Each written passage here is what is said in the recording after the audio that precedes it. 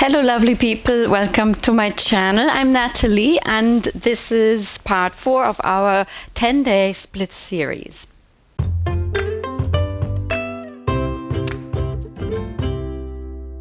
We'll start this session again with a little bit of a dynamic warm-up. So step your legs here into a wide straddle position and just move the knees from side to side. So in the next movement, it's always very important, and in general when you bend your knee, that your knees are staying over your toes.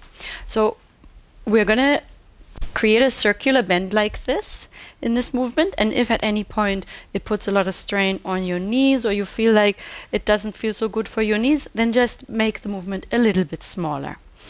So we are going to create an arm circle here with the right arm, moving towards the right leg here, and then as the arm lifts we go to the left. So we really move across this whole range of hip and knee movement. And if you feel comfortable with this, then try to deepen the squat here in the middle. Okay, and then let's reverse the movement. So we take the left arm, it goes up overhead, we bend the left, we bend the right leg.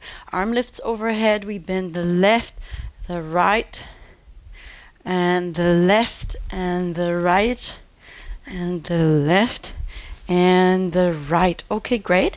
Now from here, place your hands here on your hips, and again we're going to try to keep the spine very neutral. Almost think of pushing your navel to the front as we squat. So sometimes it can be useful to even think of arching your lower back here, just to keep your spine neutral. As you move into a deep squat, your lower back will want to round, but we want to keep it straight. So let's hold it together here. 10 seconds. 1, 2, 3, 4, 5, 6, 7, 8, 9, 10. Lift up. So we'll take 4 deep squats now with our lower back very straight. So really think of pushing the navel to the front. Slowly move into a low squat. It helps me here to bring my upper back a bit to the front into a diagonal and back up. 3 more times. And bend. Really deep squat. Pushing the knees to the side and bend. And 1 more time. Really initiate this almost by pushing the knees to the side, pushing them back into a deep squat. Your elbows here on your thighs. I always like to adjust my feet a little bit in this position so that I can fully rest my weight here on my thighs. Move side to side. Place the hands on the floor. Stay in this position for 3, 2, 1, and then straighten the legs, turning the feet to parallel as you find a very deep straddle stretch here, using the weight of your head to pull yourself to the floor. So again, you don't have to be as low as I am. You can put your hands on an elevation. We are going to repeat this 5 more times. So you're going to pivot on your heel and bend the knees. Pivot on your heel to straighten. Pivot to bend. Pivot to straight. 3 more. Pivot and bend. Pivot and straight. 2 more. Pivot, bend, pivot, straight. Always use the weight of your head. Really feel that opposition between the head and the hips as you straighten. 1 more time here. Let's take this into 1 step further. Bring the feet a little bit closer together. And then first find your squat position. And then again bring the legs a little closer together here. And then place your fingers here on top of your feet like spider legs. Okay, so I'm still leaning to the front quite a lot. And then I'm pushing my knees back here with my elbows. I call this a frog stretch because it feels a bit like you are a frog about to jump. And I really like this stretch in my own warm-up to open up the straddle as much as possible. So the more you lean to the front and the more you push your elbows back into the front of your knees here, the stronger this stretch is. Let's hold it for 3 more seconds. 3, 2, 1, and then straighten the legs. Move your feet to a parallel position. Bend the knees and slowly roll up. Okay, super duper. Now, please get an elevation or something that you can push off. What we're going to do is we'll do a lunge and basically use this as a support to push ourselves into a deeper lunge. So get your elevation now while I do a little dance. And before we do this, we will do our leg swings again to just give our hips a little bit of movement and rest. So again, if you want to hold on to something, or you can put your hands to the side here, your arms to the side for balance. We'll just swing the leg here in front a few times. Swing the leg. And then change sides. Try to release as much as possible the large muscles in your thighs and find space and movement in the hips. Okay. Okay, great. So let's come again to a lunge position here on the floor. And before we come to working with this elevation, find your lunge here with the back foot propped up, knee lifted off the floor. And then I've got my left hand here next to my left leg on the outside of it, and my knee can rest almost here in my armpit, pushing against it. So in this position now, take the arm overhead and pull to the front and maybe even a little bit to the back, really stretching into the space here in front of the hips. And let's hold it for a few breaths. Bring both hands to the floor. Come to a straight pyramid position with both legs, stepping the legs a little bit further in. Just holding this position for a few breaths, and then come down to the lunge position. Bring your elevation a little bit closer to you. And place your elbows on your elevation here and find a really deep stretch here in the hips.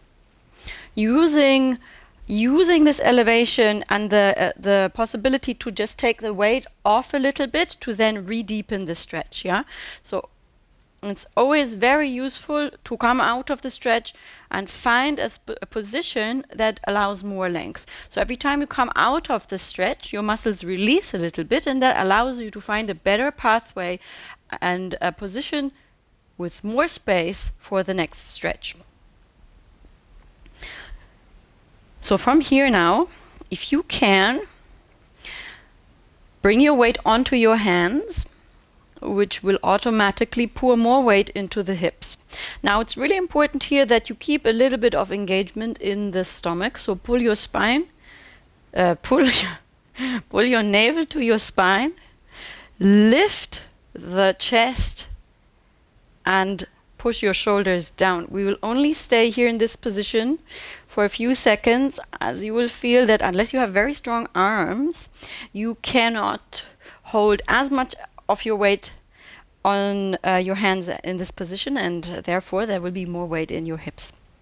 Okay, great. Come back to your elbows. Give yourself a rest. Come out of the stretch a little bit. And we'll do this again, and then it's up to you whether you want to deepen it to step number 2 or whether you only want to take your weight onto your hands again. Adjust the knee if you need to. And one more time, push onto your hands here. Either you stay here or you lift the chest. And you really try to lift while still pulling the navel to the spine. Lift the chest slightly up to the ceiling. Look up at the ceiling. This stretch is not supposed to be in your lower back. It's supposed to be in your hips. So if you feel like you cannot control this and you feel pain in the lower back or a pinching in the lower back, tuck your hips a little bit like we did in these starting exercises, and pull your navel to your spine strongly. Shoulders push down, hold for 1, 2, 3, and elbows onto your elevation. Whoa, whoa, whoa, whoa. Whee! Come out of the stretch. Straighten the leg. And we come into a straight leg stretch here, as we did for our split preparation, which feels easy by comparison. Okay, great. And bring your front leg back. Let's just sit back on the heels once and just wiggle the hips a little bit gently from side to side before we do this on the other side. Okay, great. So I'm gonna place my elevation slightly to the other side. We'll start again in our pyramid position here, and then move to a lunge. Find your lunge position, and then let's lift the back knee off the floor. My right hand is placed next to my right foot. My knee and my armpit connect so that I can push my knee here into the armpit and press against the leg with this arm to stabilize the knee as I reach to the front, and maybe reach even a bit to the back, pushing my weight into the hips. And then come back, both hands on the floor here. Bring the knee to the floor. Bring your elevation closer to you. Let's place our elbows here on the elevation, finding a very deep lunge. So it's really all about you paying close attention to what works for you. So I'm giving you the exercises, but the pathway within your body is something that you really need to find. For example, now I can bring my knee a little bit further to the side. Immediately I feel like I've got more space. But maybe for you it's different. Maybe you need to push your knee a little bit towards the elevation to feel more stability and more space. So always pay very close attention to the subtle differences in which you can be here in these starting positions for the split. Okay, great. Let's push. Let's push ourselves up onto our hands, shoulders pressed down, chest is lifted. Look slightly up into a diagonal, and let's hold 2, 3, 4, 5, 6, 7, 8. Find your breath. 9, 10. Come back to your elbows. Slightly ease out of the stretch. Gentle movement to find space before we do this again. So this time either you push yourself again onto your hands or you try to lift the chest. So remember, we don't want to feel impingement in the lower back. If you feel anything in your lower back, you need to pull your navel to your spine and tuck the hips slightly. So push yourself onto your hands. Now lift the chest into the diagonal corner here, pulling the stomach towards the spine, tucking the hips, really directing the stretch into the hips. 3, 4, 5, 6, 7, 8, 9, 10. Elbows on your elevation. Ooh, and come out of the stretch, straighten the front leg. And let's just stay here for a couple of breaths.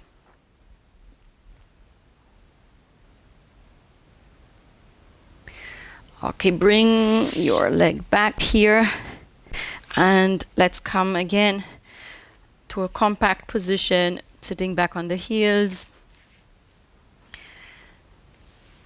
And just slightly wiggle, gently wiggle from side to side before we take it to our split exercise. Okay, great. Whoa, so this is like the mega stretch for your hips. And as you can see now, there are all these elements involved in the split. We need to stretch hamstrings, big thigh muscles, but also the actual sinews here around the hips and the hip flexors. So find your setup here for splits and find your lunge position. I've got my left leg here in front first. Maybe you need to pad your knee a little bit. For that purpose, I have this like super slidey scarf, so that when I slide backwards, it slides with my knee. So I recommend super slidey scarves. Okay, so find your lunge position here and just move back in front. Finding space. So before we go into the splits, first, just in your simple lunge position here with your hands supporting you, find a position where your hips are very square. Think of your hips as headlights and they both point front. Now I would like you to slightly change those headlights here to a diagonal position and just feel what that does to your body. Does it feel like you have more space or does it feel awkward? So we've got front and we have a diagonal here. So you will feel as you do this diagonal, automatically your back leg slightly rotates and the position here of the front leg also changes. Yeah, so let's do this again by just sliding the front leg a little bit further to the front. We've got headlights to the front, hips facing front. Then we slightly rotate to a diagonal. So this is pretty much the range in which you can be with your hips as you slide into splits. Most likely your optimal position will be somewhere in between front and fully open to the side into a diagonal. So it's very much up to you being a detective and finding what works best for you. So now let's slide the front leg to the front and the back knee slightly back. Good support here in your hands. Flex the front foot and find a position between hips facing front and diagonal that feels like it gives you more space to maybe slide a little bit further. Chest is lifted and we're now going to hold 20 seconds. 1, 2, 3, 4. Chest is lifted. Look up. 6, 7, 8, 9, 10, 11, 12, 13, 14, 15, 16, 17, 18, 19, 20. Push yourself back out of the position and change legs. I've got my right leg in front here now. We'll do the exact same thing first here in the lunge position. Really pay attention to your hip bones. They're facing front and then open them into a diagonal. So if you find this confusing, it can also kind of feel like you can also think of your sit bones moving to a diagonal. Yeah, so it's really, this is the front on position and the diagonal is like this. So it's not just my upper body turning, but it's really my sit bones here, my butt turning to the side. Yes, so it's this whole area turning to the side. Headlights to the front. Let's try this again. This time into a slightly deeper position. Hips face front. Hips in a diagonal. Okay, great. Now let's slide into the split position with good support on your hands here. Slide the knee back, flex the front leg, and then see whether you can turn your hips into a slightly more favorable position to hold these 20 seconds.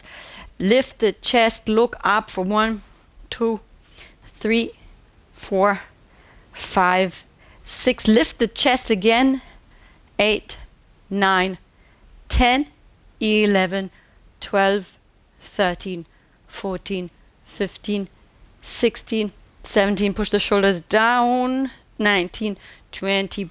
Ease out of the position, bring the leg back, come again into our compact position.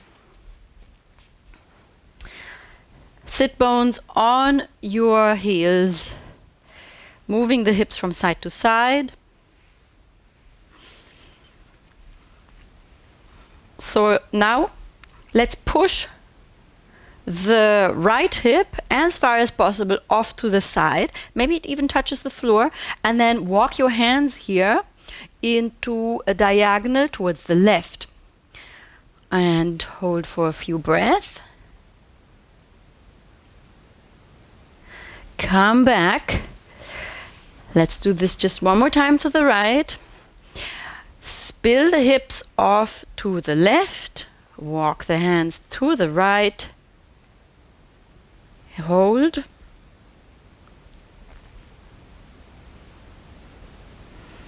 Come back to the center. Swing the legs round to the front.